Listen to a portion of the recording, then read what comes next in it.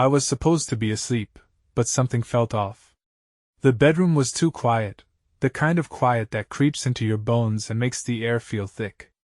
Like a storm is about to hit, I turned over, reached across the bed. Cold sheets, empty space, Emily was not there. I sat up, the clock glowed 2:46 a.m. She was supposed to be home hours ago. She had kissed me on the cheek before leaving, saying something about a team dinner for work. I had nodded, barely listening, focused on the game on TV. I did not ask questions. I never did. But now, sitting in bed, staring at the empty spot beside me, I realized something. I should have. I grabbed my phone. No texts. No missed calls. My stomach twisted. I opened our security app and checked the front door logs. She had left at 7:23 p.m. No return. A bad feeling coiled in my gut. Something ugly. Something that whispered, check her location. We had shared locations for years. One of those things couples do for safety. I had never thought twice about it. Until now, I tapped her name. The map loaded. My throat went dry. She was not at some fancy restaurant downtown. She was not at her office. She was not even in the same part of the city. She was at a hotel. The Astoria Grand. The kind of place with private elevators and $300 in night sheets. The kind of place where people go when they do not want to be seen. I stared at the screen, my brain refusing to catch up. My heartbeat pounded in my ears. My hands felt numb. Then, as if on cue, her little location dot moved. She was leaving. Cold, sharp focus took over me. I threw on a hoodie, grabbed my keys, and was out the door in less than a minute. The drive downtown was a blur. My hands were steady on the wheel. But my mind was a wreck. Flipping between possibilities I did not want to acknowledge. Maybe it was nothing. Maybe she had a drunk coworker who needed a place to crash. Maybe no. I knew what this was. I pulled up just in time to see her step out of the hotel entrance. Hair slightly messy. Dress slightly wrinkled. And then him. Tall. Dark hair. Expensive suit. I had never seen him before in my life. But I knew exactly who he was. They walked together, side by side, her arm brushing his, and then she laughed. A soft, private laugh. The kind she used to give me. And then, before my brain could process it, before I could think or breathe or do anything, she turned her head. And our eyes met. For a split second, she froze, like a deer caught in headlights. Then, just as fast, she recovered. Her expression did not shift to panic. She did not gasp or stammer or do anything that a guilty person might do when caught in the act. She smirked. A small, smug curve of her lips. Like this was funny. Like I was nothing. The man beside her noticed. He glanced at me. Then at Emily, his brows knitting together. You okay? He asked. His voice smooth, calm. Emily turned to him, placing a hand on his chest. His F** and his chest ***, and laughed. Yeah, babe. Just someone I used to know. Used to know. The words sliced through me. I stepped forward before I could stop myself. Emily, my voice came out steady. Too steady. I felt like I was watching myself from the outside. Like none of this was actually happening. She sighed dramatically. Like I was bothering her. Then turned back to me with a lazy smile. What are you doing here, babe? She asked, tilting her head. You stalking me now? I almost laughed. Stalking? My wife disappears in the middle of the night, and turns up at a 5-star hotel with another man. And I'm the problem? The guy beside her finally clued in. His expression shifted, hesitation, confusion. And then the realization that he was standing next to a married woman. You did not tell me you had a husband, he muttered, taking a step back. Emily rolled her eyes. Oh, relax. We're basically over. Over. I stared at her, trying to find even a trace of the woman I married. The woman who used to look at me like I was her whole world. But all I saw was someone I did not recognize. I clenched my jaw, inhaling slowly. Funny. That's news to me. She shrugged. Shrugged. Like this was just another Tuesday. Then, without a single ounce of shame, she turned back to her new boyfriend. Because that's what he was. Was not he? And patted his chest. Give me a second, babe. He did not look at me as he stepped away. Coward. Emily crossed her arms, watching me with the same bored expression she always used when I talked about things she did not care about. All right. Get it out of your system. She said. You want to yell? Scream? Cry? Call me names? Go ahead. She wanted a reaction. She wanted me to explode, to lose control, to make a scene.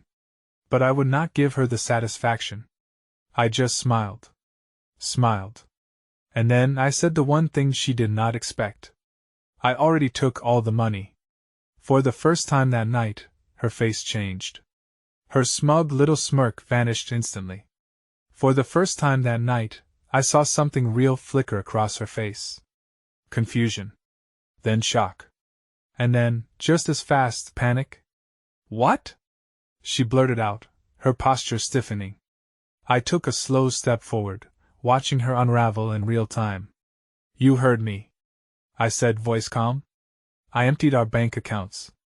Every last cent. Her eyes widened. And I swear, in that moment, she looked more horrified than when I caught her walking out of a hotel with another man. Unbelievable. You lying. She snapped. But there was something in her voice. A crack. A hesitation. She did not sound as sure of herself anymore.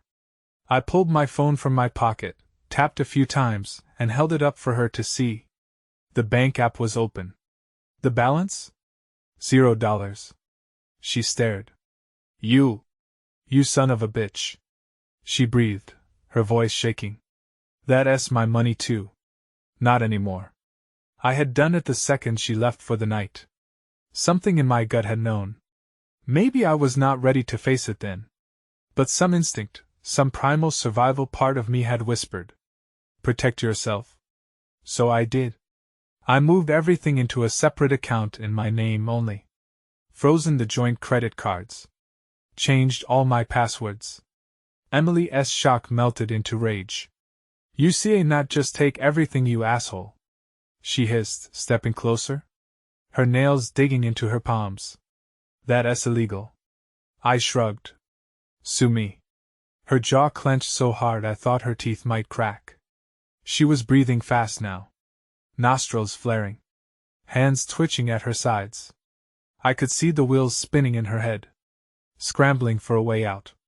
A way to fix this. Then suddenly her phone was in her hand. She spun on her heel, stepping away as she pressed it to her ear. Mom? Mom. You would not believe what this selfish bastard just did. I almost laughed. Of course.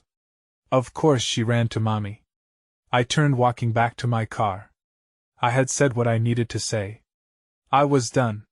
But before I could close the door, my phone buzzed. Unknown number. I answered. And on the other end, a voice shrieked so loudly I had to pull the phone away from my ear. Selfish bastard. Because of you, she see not enjoy herself. Emily's mother screaming at me, defending her. I hung up without a word, gripping the steering wheel so tight my knuckles cracked. And then, for the first time since this nightmare started, I laughed. The laughter came out sharp and bitter, like I had been holding it in for years. Because really, of course, this was happening. Of course, Emily's mother, who had spent our entire marriage treating her daughter like a goddamn princess, was furious at me. Not at Emily. Not at the fact that she had just walked out of a hotel with another man. No, the real tragedy was that I had dared to take away her precious daughter's fun money. I let out a slow breath, my heart still hammering, and looked through the windshield. Emily was pacing now, her phone still pressed to her ear, hissing into it like some villain in a bad soap opera. Her little boy toy stood off to the side, looking increasingly uncomfortable. He had his hands in his pockets, shifting from foot to foot. Like he was just now realizing he had made a mistake. Good. I should have driven off then. Should have just let her stew in her own mess. But I could not. Not yet. Because there was one thing left to say. So I got out of the car. Emily noticed instantly, snapping her head toward me. I'll call you back. She muttered into the phone, then shoved it into her purse. She crossed her arms, glaring. What now? I took my time walking up to her, letting the moment sink in. Then I leaned in slightly, just enough that only she could hear. I know about the apartment. Boom. It was like slamming a sledgehammer into her perfect little world. She flinched, actually flinched before quickly recovering.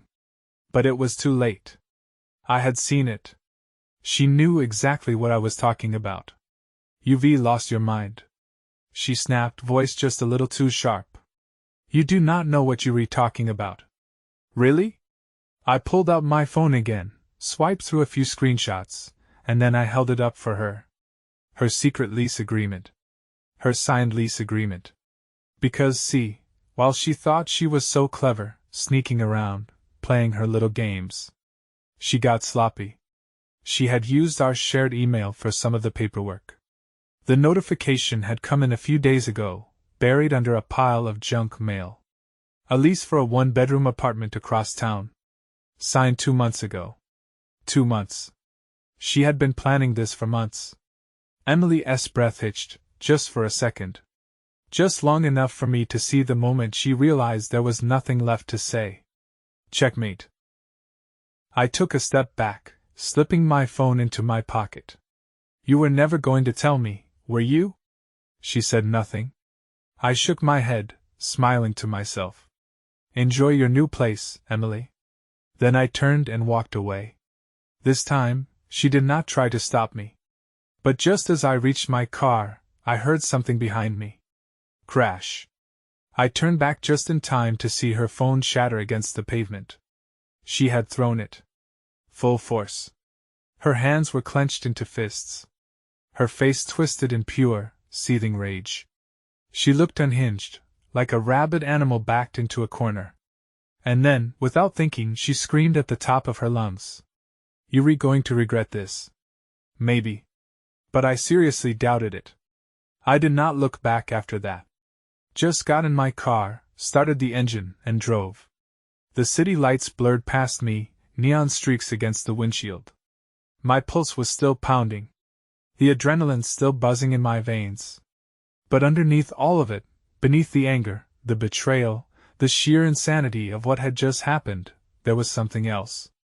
Relief. For the first time in a long time, I felt like I could breathe. No more pretending. No more second-guessing. No more lying to myself that things could ever go back to the way they were. Emily was a cancer in my life, and tonight, I had finally cut her out. The thought should have made me feel empty. Did not. Felt like freedom. But the night was not over yet. My phone buzzed in the cup holder. I glanced down. A known number. Again I ignored it. Then another call. And another. By the fifth one, I finally sighed and answered. What? Pause. Then not her mother this time. Emily. Her voice came through shaky. Uneven. Where are you? I let out a breath through my nose. Driving. You need to come back. I almost laughed. Not a chance. Another pause. Then softer. Please. I frowned. That was new. The smug arrogance was gone. The anger, the entitlement, all of it had vanished. There was something else in her voice now. Something that almost sounded like fear. I pulled up to a red light, drumming my fingers against the wheel. Why? She exhaled hard. Because a noise in the background, a sharp thud, like something crashing to the floor. Then Emily's breath hitched. Because someone's in my apartment. The light turned green. I did not move. I stared ahead at the empty road. My heart thudding slow and heavy in my chest. I should have told her to call the cops. I should have reminded her that she was the one who wanted to live alone. That this was her problem now. But I did not. because the next thing she said froze me in place. I think it's him. The way she said it? The way her voice shook. She was not talking about some random intruder. She meant the guy from the hotel. Her boyfriend. And she sounded terrified. For a long second, I did not say anything. The road in front of me stretched empty and dark. The green light blinking like it was waiting for me to make a decision. Then Emily's breath itched again. A door slammed in the background. Ethan. Her voice was barely a whisper now. Are you still there? I gripped the steering wheel so hard my fingers ached. I should have told her no. Should have told her this was not my problem.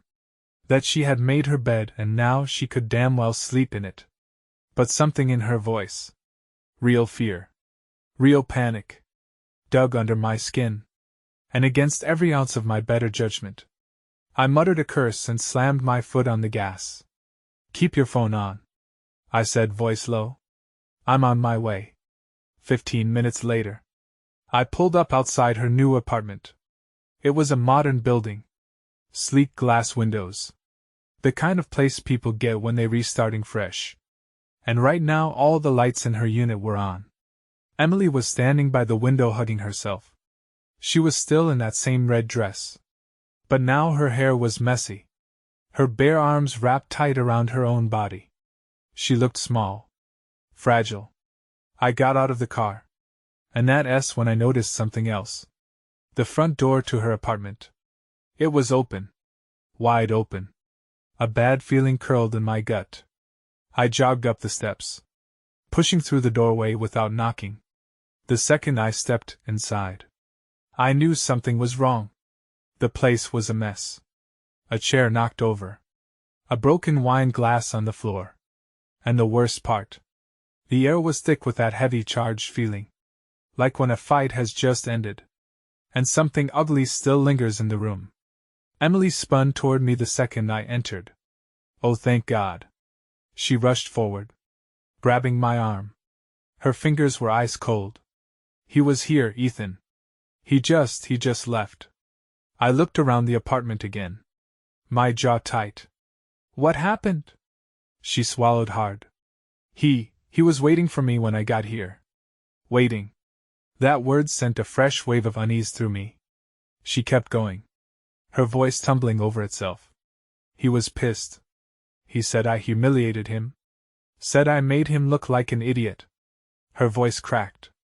Ethan, he grabbed me. I felt something snap inside me. Where is he now? My voice was low. Dangerous. She shook her head, eyes darting toward the door. I do not know. He just stormed out. But I think he's south, still close. I clenched my teeth so hard it hurt. I had nothing left for Emily. No love, no trust, no sympathy. But that did not mean I was about to let some psycho lay hands on her. I turned on my heel and walked back out the door. I barely made it down the steps before I saw him. Standing in the parking lot. Hands in his pockets.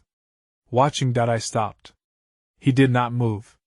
For a moment, the two of us just stood there, staring each other down. The night was dead silent. The kind of quiet that made every small sound feel louder. The distant hum of a street lamp. The faint rustle of leaves. My own heartbeat pounding slow and steady in my ears. Then he smiled. A slow, lazy smirk. Like he was not standing outside his ex-lover's apartment like a complete psychopath. I stepped forward, my hands curling into fists. You got something to say? He did not flinch. Did not even look nervous. Just tilted his head slightly like he was amused. You must be the husband. Clenched my jaw. Not anymore. That made his grin widen. Like this was funny. Like this was just a game. You know, he mused. She did not mention you much. Almost like you were never really there to begin with. I did not take the bait. Just kept my eyes locked on his, unmoving. He sighed dramatically. All right, I get it. You repissed. You want to take a swing at me? He spread his arms out slightly. Like he was inviting me to do it. Go ahead. I did not move because something was wrong. Something about the way he was standing. The way he was not remotely scared of me. And then I saw it. The slight bulge under his jacket. Right side. A gun. My stomach went cold. Emily had picked the absolute worst kind of man to cheat with. I exhaled slowly, forcing myself to stay calm. You should leave. His smirk did not waver. But I saw the way his fingers twitched. The way his shoulders tensed. This was not over. Not by a long shot. Then finally he took a slow step backward. Be seeing you, husband. He turned and strolled off into the dark like he had all the time in the world. I waited until he was completely gone before I turned back toward the apartment. Emily was standing in the doorway. Arms wrapped around herself. Face pale. What did he say? I stared at her for a long second. Then I stepped past her into the apartment, and shut the door behind me. Because like it or not, Emily had dragged me back into this mess. And now I had to figure out how to get us both out of it. That I locked the door behind me. But it did not make me feel any safer. Emily stood there, hugging herself, her breathing uneven. What did he say? She repeated, her voice smaller this time. I did not answer right away. My mind was racing, replaying every single second of that encounter outside. The smirk, the gun, the way he was not afraid at all. Emily picked the wrong damn guy to play house with. And now she was in over her head. I turned to face her, my jaw tight. How long were you seeing him? She blinked. What? You heard me. My voice came out sharper than I intended. How long? She hesitated. A little too long. I stepped forward. Emily. Finally, she swallowed. A few months. I exhaled through my nose. Bullshit. I had seen that lease agreement. She had signed it 2 months ago. There was no way she had just met him a few months back. I gave her a long, hard look. Try again. Her jaw tightened. She looked away. 6 months. I let out a cold laugh. You lying to me right now is insane. She crossed her arms defensive. What does it matter? I took another step toward her, my voice low. Because the guy you left me for is F. Asterisk and you dangerous, Emily. That shut her up. Her face twisted. And for the first time since I got here, I saw something real flash in her eyes. Fear. I kept going. He is not just some guy who got his feelings hurt. He waited for you in your apartment. He put his hands on you. And when I confronted him outside, he was carrying. She paled. Carrying? I lifted my shirt slightly, tapping my hip. Gun. Right side. She actually staggered back a step, her hand flying to her mouth. Oh my God! I nodded. Yeah. Oh my God! I let that sink in for a moment. Let her feel the weight of what she had brought into both our lives. Then I asked the question I already knew I would not like the answer to. Emily. Who the hell is he? She did not answer. Not right away. Her hands were shaking now. She moved to the kitchen. Grabbed the counter like she needed to steady herself. I followed, my patience gone. Emily. She squeezed her eyes shut. Then finally she whispered, his name is Ryan. I clenched my teeth. Ryan what? She hesitated. And that S when I knew that pause, that flicker of something worse than just fear. Emily was not scared because she cheated. She was not scared because she got caught. She was scared because this guy was more than just a fling. I took another step forward, my chest tight. Emily. She opened her mouth, and then her phone buzzed. Loud. Sharp. We both froze. Her eyes darted to the screen. I saw it light up on the counter. No name. Just a number. And one single message.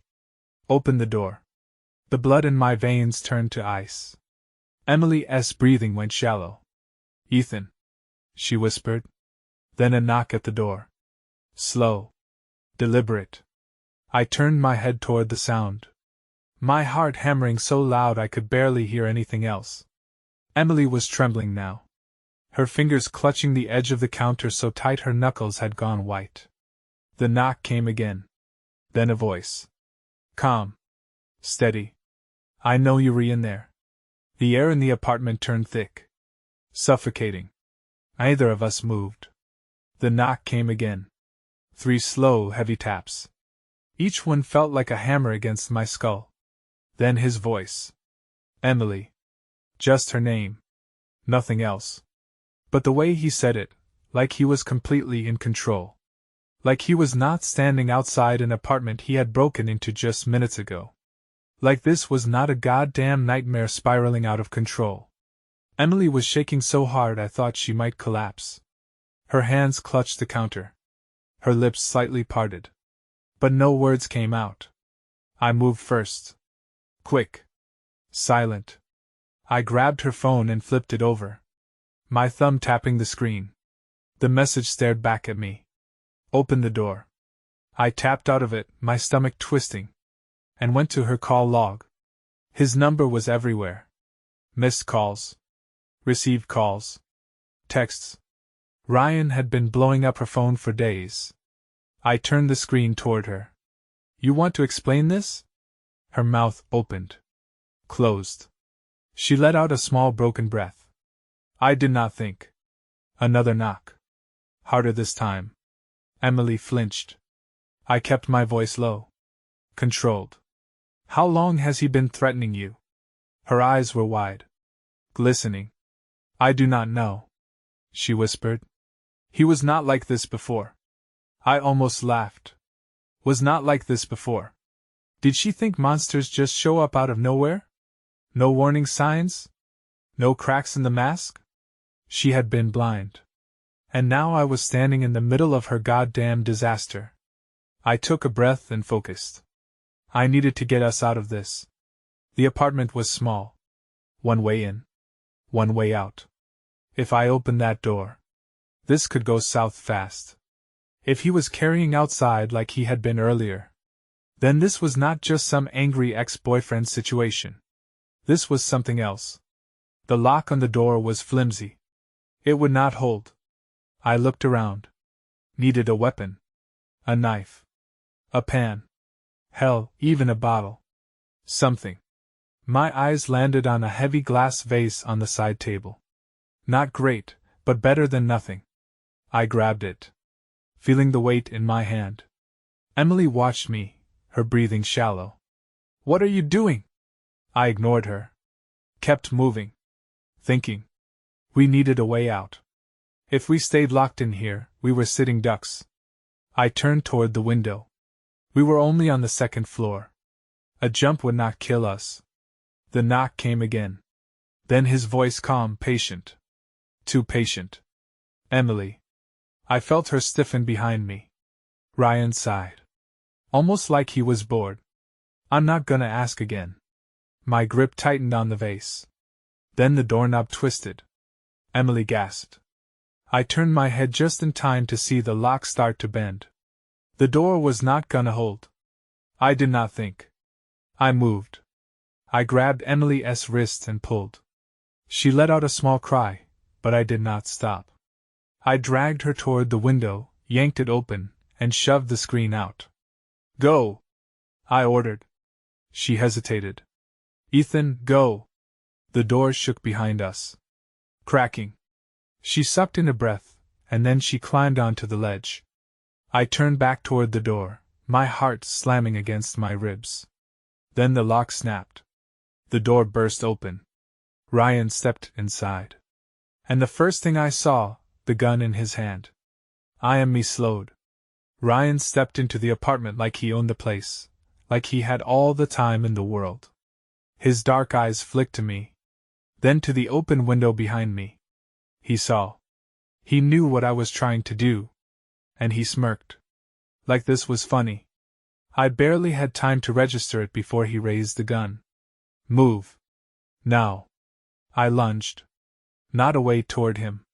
Caught him off guard. His eyes widened just slightly. Just enough for me to slam into him. Throwing my full weight forward. The gun went off. A deafening crack.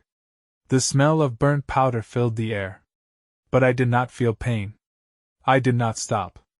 I grabbed for his wrist, shoving it upward, forcing the gun away from me. My other hand swung up and the heavy vase I had grabbed, the only weapon I had, came down. Hard. Glass shattered against his head. Ryan let out a strangled noise, staggering back, one hand flying to his temple. Blood immediately bloomed between his fingers. His grip on the gun loosened. I did not hesitate. I grabbed his wrist again, twisting with everything I had. His fingers spasmed. The gun dropped. Kicked it away. It slid across the floor under the couch. Out of reach. Ryan blinked fast, disoriented. But I did not wait for him to recover. I grabbed him by the collar and threw him backward. He hit the floor with a grunt. I turned and ran. Emily was still at the window, frozen in shock. Go! I shouted. That snapped her out of it. She jumped. I heard her hit the ground below with a soft thud. Then I did not have time to think. Behind me, Ryan was already getting up. His face was twisted with rage now. All traces of amusement gone. Blood dripped down the side of his face. But he barely seemed to notice. You, he spat, staggering toward me. You little, I jumped. Cold air rushed past me as I hit the ground next to Emily. My ankle twisted slightly, but I did not stop moving. Emily grabbed my arm, panicked. What now? I did not answer. I grabbed her wrist and ran. We sprinted across the parking lot, my heart slamming against my ribs. I could hear Ryan behind us, stumbling, cursing, chasing. My car was close. Too close. If we could just... A gunshot ripped through the night. Emily screamed. I grabbed her and dived behind a parked SUV. He was shooting at us. I covered Emily's head with my arm, pressing her down against the pavement. She was shaking violently, her nails digging into my sleeve. Footsteps. Getting closer. We were running out of time. I reached into my pocket, my keys. I gritted my teeth. We had one chance. I turned to Emily, my voice low and urgent. When I say go, run to the car. Emily's wide, terrified eyes locked onto mine. She was shaking so badly I thought her legs might give out. Ethan, he has a gun. And he's gonna use it if we do not move. My voice was low, sharp. We do not have time to be scared. When I say go, you run. Her breath was uneven. But she nodded. I tightened my grip on my keys. The car was less than 20 feet away. Just one sprint, one open door between us and getting the hell out of here. Another set of footsteps, closer. Too close. Then Ryan's voice, cold and clipped. I'll give you 3 seconds to come out. I peeked through the gap between the cars. He was walking toward us now, gun hanging loosely at his side. His head was still bleeding from where I smashed the vase over it. He was pissed. Good. 3. I inhaled. 2. I turned to Emily. This was it. 1. I grabbed her wrist. Go. We exploded from behind the SUV. Ryan's head snapped toward us. His arm jerked up. Bang. A shot cracked through the night, but we were already moving. I heard the bullet slam into something behind me, but I did not look back. Did not stop. Emily reached the car first. I was right behind her, shoving the key into the lock with shaking hands. Another shot. The pavement near my foot exploded. I flung the door open. Get in. Emily dove into the passenger seat. I barely had time to slam the driver's door shut before Ryan was there. He grabbed the door handle, pulled. I locked it just in time. His face was inches from mine now, only the glass between us. I could see the veins in his neck bulging, the absolute rage twisting his expression. He raised the gun. Emily screamed. I hit the gas. The tires screeched as we tore out of the parking lot. Ryan jumped back just in time. I caught a glimpse of his face in the mirror. Livid. Dangerous, watching us go. But we were gone. The city blurred past us. I did not slow down. My pulse hammered in my ears. My fingers locked so tight around the wheel that my knuckles ached. Emily was curled up in the passenger seat, arms wrapped around herself, silent. We did not speak for a long time. Then, finally, she whispered, "What do we do now?" I did not know. But one thing was clear. Ryan was not done with us. The city lights streaked past us, neon smears against the windshield. I drove fast, too fast. But I could not slow down. Not yet. Not while my hands were still shaking. Not while Emily sat curled in the passenger seat. Her breath shallow. Her arms wrapped so tightly around herself that her nails were digging into her skin. Not while I could still hear the gunshots ringing in my ears. Ryan was not done. I knew that as sure as I knew my own name. Guys like him, they did not just let things go. He had chased us, shot at us, looked me in the eye with pure hatred. This was not about Emily anymore. This was personal. Emily finally spoke, her voice small. "Ethan," I did not look at her. "What?" She hesitated. "You re-scaring me." I let out a sharp, humorless laugh. "Oh, now you re-scared?" I shook my head. "You were not scared when you were sneaking around. You were not scared when you signed that lease. You were not scared when you spent the night in that hotel." I did not know he was like this. She burst out, her voice cracking. I finally turned to her. "Did not you?" She swallowed hard. Did not answer. I exhaled, forcing my grip on the wheel to loosen. My entire body felt like it had been wound too tight for too long, and I was one wrong move away from snapping. I needed to think. I needed a plan. Could not go home. Ryan knew my car, my face. If he wanted to, he could follow me, wait for the right moment, and I'd never see it coming. And Emily sure as hell could not go back to her apartment. For the first time in my life, I had no idea what to do. I pulled into an empty parking lot, killed the engine, and ran both hands over my face. "All right?" I muttered. "First thing, cops." Emily tensed beside me. I glanced at her. "What?" She shifted uncomfortably, biting her lip. "I do not think that's a good idea." My patience snapped. "You do not think calling the police is a good idea?" "Emily, he broke into your apartment. He chased us. He shot at us." She flinched, staring down at her lap. Her voice wavered. "I do not know if it'll make things worse." I let out a slow breath. She was afraid of him, not just nervous, not just shaken, terrified, and that realization made something in my chest go tight. I hated her. I really did. For everything she did. For how she wrecked our marriage. For the absolute hell she had thrown me into. But I could not ignore that fear.